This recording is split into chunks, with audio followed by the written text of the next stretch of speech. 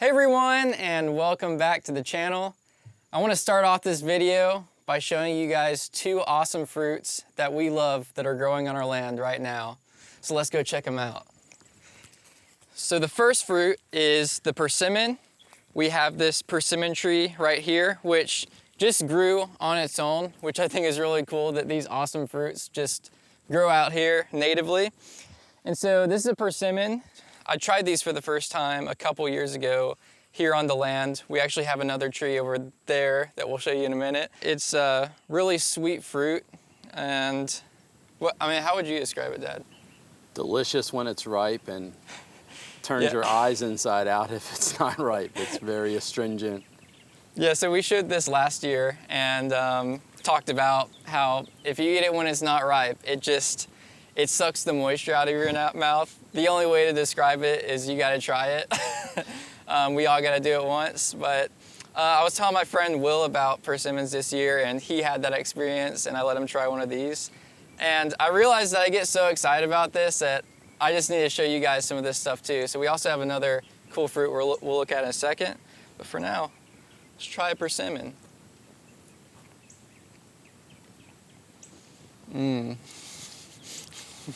That was good. I gotta save one for Dad. You gotta leave Dad out. Here, that's Dad's persimmon right there. It's sweet. Tastes like jelly. So sweet. Well, there's another one over there. You can grab that one from me. Okay. Yeah. The trick we've learned with persimmons is, first of all, you don't want to eat any that are hard. They're always soft when they're ripe. And only eat the ones that fall off the tree. Don't pick them off the tree. And so we like to give it a little shake. And then this one just fell. So this one's a tiny one like that, but it's really soft. And it has a few seeds in there, like maybe 4 seeds. But you just pop it in, eat around the seeds, and then spit them out. Really good. I don't think that one had a seed in it. Some of the small ones don't. That one didn't have a seed. Oh yeah, look at that. Yeah, so this tree has a very different flavor than the tree we had for years, even since Danner was a little boy. We had a persimmon tree that got knocked down by the tornado. We'll show you that. But that was the one that produced a ton of persimmons every year. We would just go out We brought out a 5-gallon bucket one time and filled it up twice. Yeah. So basically that tree fell down, but then we actually last year, when that one was still up, we found this tree, and this tree, they taste so much better. I mean, they almost have like a vanilla kind of creamy flavor.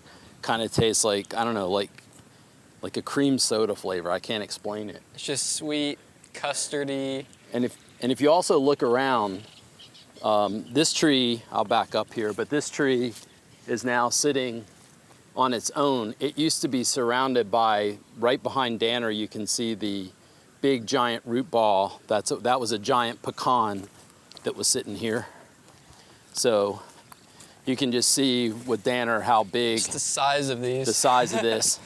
And these are all trees. This is the road that goes down to our spring, and these trees are all down now.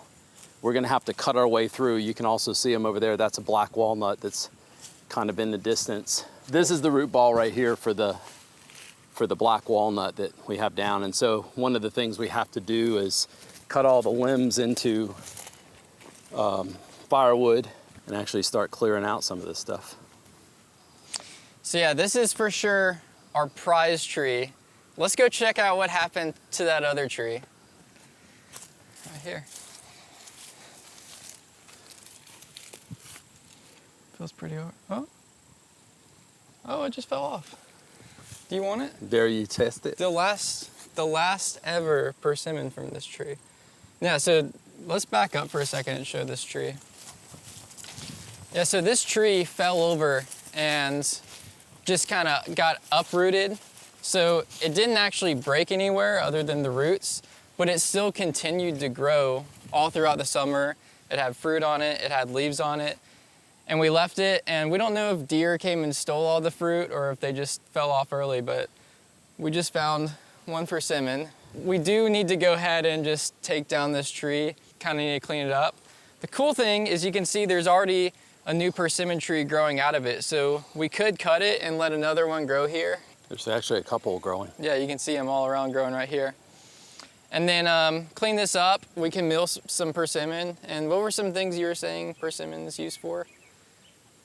Didn't you say like golf clubs or something? Or oh, I think so, maybe so. I don't remember anymore. Okay. So this is what they look like from this tree. And you can see the difference. These ones are always, the prize tree, they're always a lot darker, more saturated, more orange. Red, darker orange. These are kind of lighter orange. Is it good? Mm. Is it good? Mm-hmm. That's the flavor for all those years. I saw one more. Many years you would eat those persimmons, right? Yum. There's another one. Found another? Probably gave me All the right, so bigger one, this is your my last persimmon from this tree. Well, unless we find another one on there. Now I gotta look. Maybe we'll find a little snack as we're cutting it down. Yeah. Remember that flavor? The skin was hard on that one. It was kind of weird. Yeah. That's what they always used to taste like. A lot more mild. I never liked this one as much. Yeah, let's try these as a comparison. It's like night and day. When I found these, it changed the game for me. So if you don't like a persimmon the first time you try it from a different tree. Obviously not all persimmons are gonna have fruit. We have persimmons all over the property and we've only found 2 with fruit. So they're male and female trees. We need to ask Jesse. Yeah. I bet he has a video or something on that. I'm sure a video will be coming out on feral foraging, and we'll put a link if we find one. Yeah, and speaking of Jesse, we have another fruit that we discovered this year that we learned from Jesse, and it's ripening right now. So we gotta go check out and see if we can find it. All right, welcome to the abandoned shed log yard. It's official. This is really a log yard now. We have 300 plus logs in here, and with these logs, we've got some cool fruits growing on top of them. So this is the plant right here, and it is called maypop. And so let's see if we can find one. So it's a wild vine, and it just grows everywhere. I mean, this was all just a pasture, a hay pasture, and these logs sat here, and so it had an opportunity and started growing. And by the way, me and Dad both had the experience where we used to find these fruits as a kid and play with them, but not know that they are edible. So if you come in close here, I can show you what they look like. So that's a maypop. There's another one just to its And left. we've been checking these for probably a month now, looking for ripe ones. And I just got my first ripe one 2 days ago, so there might be one today. It is very similar to and in the same family as passion fruit. It's almost exactly the same thing. I've never had a passion fruit, but I've had a bunch of passion fruit flavored things, and yeah, it tastes really good. But I've eaten a lot of passion fruit in Thailand, and it's exactly the same flavor and smell. It's just a little bit sweeter than the passion fruit, most of the passion fruits I've had that are a little bit more tart. That one just fell off, so all right. Well, the vine broke, so maybe, I guess we gotta open it up now and see what it looks like. Yeah. Oh, look at Smell that. it. Oh yeah, this one might be right. And so they're heavy when they're ripe. They get lighter green, and these start to get yellow. Pull that side. So this one still might not be perfectly ripe, but I think this is gonna be one of the better ones we've had this year. God, that's so good. So Dan and I have been thinking that since these grow everywhere like this, we got to save a few of them for the seeds, but we want to build a trellis, we think, over by the wood mill, over by the sawmill, and just have these things, just vines take off and have them all over a trellis, because so many of them grow. I can't even believe how many times in my life along fence lines and other places that I would see these things and we would throw them as kids and whatever. I never knew you could eat them. Yeah, who knew they were edible? And it's passion fruit. I mean, it's so delicious. So I just need to try it. You can just eat all of it, or eat all the seeds. Oh, wow. That's like one of the best ones we've had so far. Very tropical. sweet. This one's got a little tartness to it. Mm-hmm.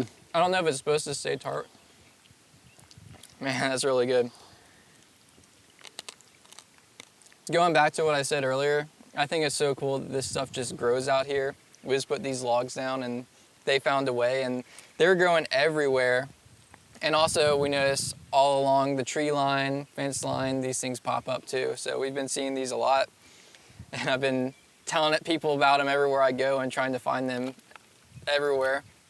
Yeah, so when we think of the list, we have passion fruit, or we got the maypops, we have persimmons, we have blackberries and raspberries, we have pawpaws, we have black walnut, we have pecan, we have a ton of morels, a ton of oyster mushrooms, probably other ones, those other ones, I don't know, elephant ear, whatever they're called. Yeah, there are all kinds of just grasses and the Canadian wild lettuce and all that stuff Jesse was showing us.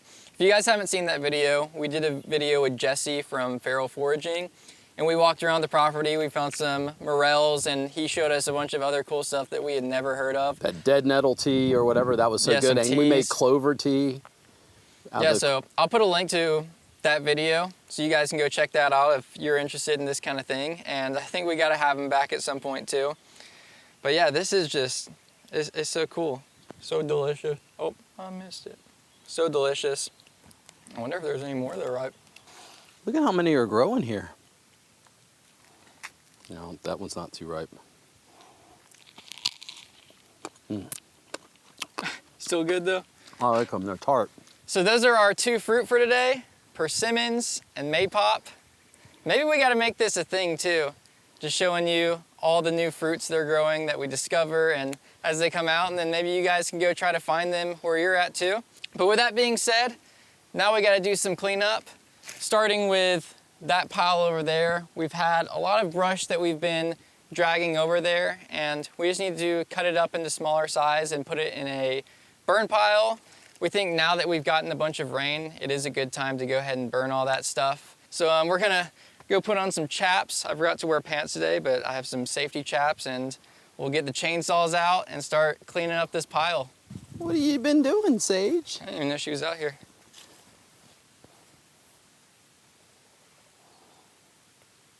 You saying hi to everybody? We've got some secret stuff inside we can't show you just yet that we've been working on for weeks. There's a little spoiler right here. Signature Solar sent us something awesome, and we have been out getting permits and planning, but we're not... Met with our electrical inspector today. Yeah, we met with our electrical inspector.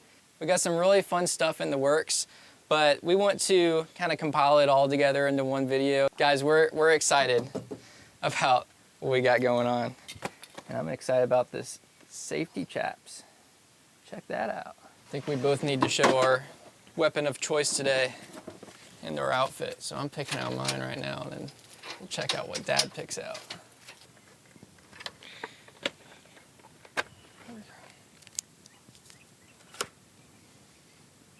Does this thing make me look like I know what I'm doing? And here's what I'll be using today. This is the Amazon chainsaw, the Salem Master. We got this because it was really cheap and it had good reviews. And this thing has held up incredibly well over the years we had it.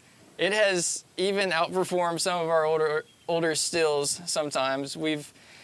Have never had to do anything to it until a tree fell on top of it, so we did have to replace a cover on it. And I will say, we reached out to the manufacturer on Amazon and said that a tree fell on it and broke the handle. And they put the handle up as they sent us an Amazon link with the handle for like 10 bucks or something like that.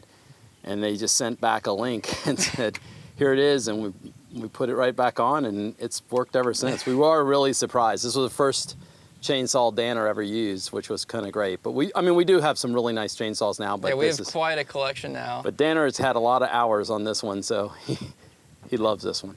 But this one and the DeWalt electric chainsaw, they're my two favorites. You got the green. This is great because I have, other than a DeWalt, every chainsaw that I've ever had since I can remember, I bought used and rebuilt. Like the stills that we have in there, we have an 025. We have now a T93, which is a trim saw, which is a top handle trim saw. All of these ones we've bought and refurbished and got working.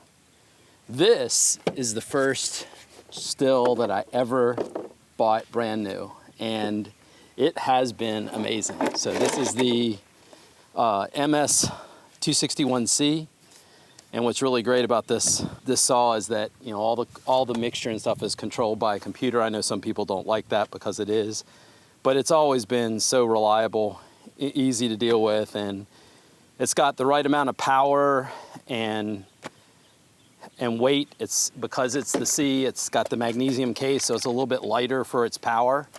And it's really great for doing firewood, for trimming up all these logs that we've needed on the mill. It's been great for that. So I'm gonna be using that today. And chainsaws, they get expensive. And yeah, we went full out getting this one, but you end up needing them a lot when you're doing stuff like this. And seriously, this chainsaw will last a long, long time because we're not out there cutting every single day. And I mean, these things are designed for a lot more abuse than we're giving it. But it is really kind of fun to have one of them that from the very beginning was new. Yeah, since I've been using this new oil, this stuff isn't leaking out as bad on this one. That's probably good. Oil and gas, oil and gas.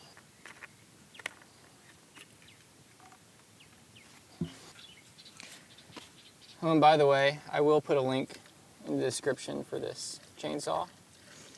I don't know if I'll put the still in there though. You probably don't want to know how much that one was. So we're in this together. Yeah. So this pile is already pretty large, so we're just gonna go ahead and light it, let it burn down some, and then we'll be able to add some stuff to it as we cut it.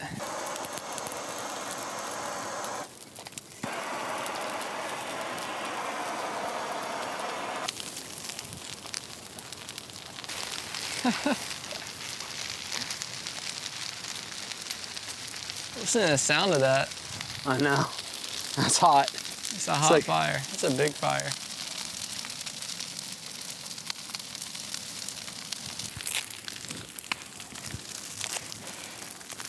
Are you guys seeing how big this fire is? Let me stand next to it. Oh, that's hot. That is really hot. Whoo! Wow. Oh, that is hot. Man, Dad's just going for it. Whew. Before I lit it,